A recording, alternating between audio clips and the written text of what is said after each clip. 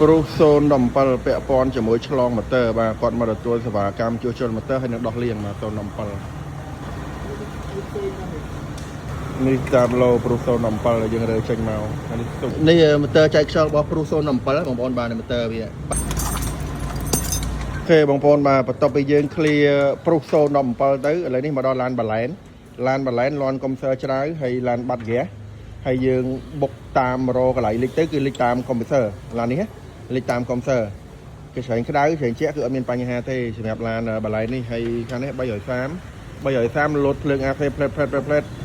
តែលោតភ្លើង AC វាអត់ត្រជាក់អីអញ្ចឹងធ្វើការផ្លាស់ប្ដូរកុំព្យូទ័រហើយនឹងដោះលាង1000ផ្នែកខាងក្នុងហើយសម្រាប់កាមេរីនោះគឺធ្វើឲ្យហើយជាក់អែមបងប្អូនបាទ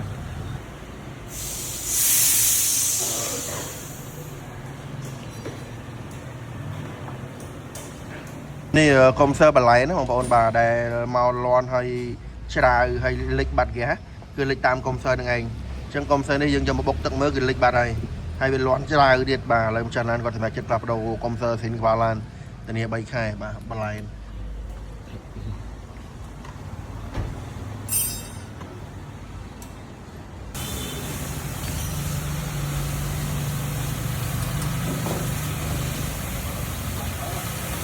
នេះធុំកញ្ចៃអ្នកចាក់បោក330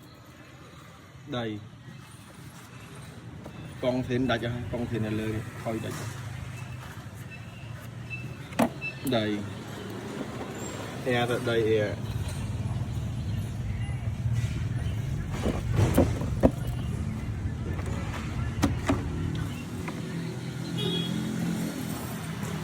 ដី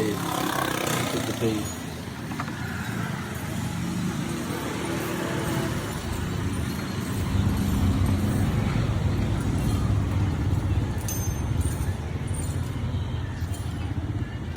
នេះកញ្ចែងរបស់330បងប្អូនបាទ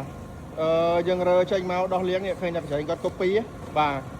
ហើយឥឡូវលោកពូគាត់សម្រាប់ចិត្តថាដាក់ថ្មីសេនទៅវិញបាទនេះថ្មីសេន original បាទរបស់ជប៉ុនចំហ្មងគេមានកូដមានអីរបស់គេត្រឹមត្រូវបងប្អូនបាទនេះកូដគេ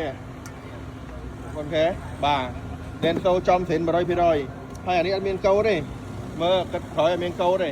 អត់មានអីជាសម្គាល់ទេមានអាផ្លាកវាយពីលើមកហ្មង